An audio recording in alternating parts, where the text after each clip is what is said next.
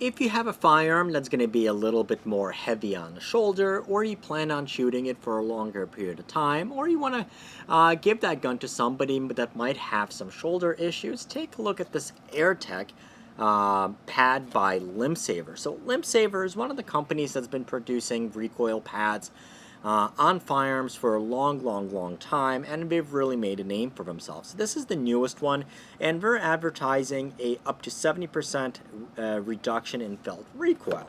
So what this is a slip-on recoil pad that you would attach onto the back of an existing buttstock.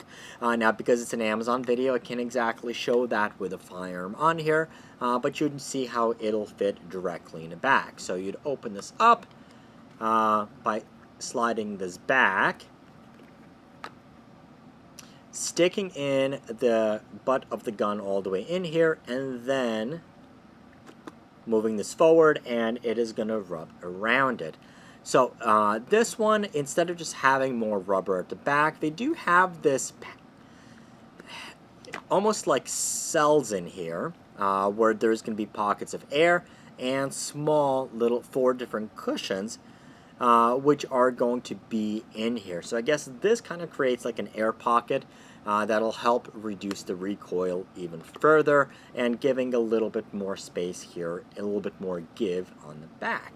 Now, the one thing to note is that as you're putting this on, this will add an additional 1 inch to your length of pull. So if you have an existing recoil pad on the gun, you do want to remove that, unless you, for instance, actually want to increase the length of pull, such as, for example, you have a youth stock and you want to add it and shoot it with a taller shooter.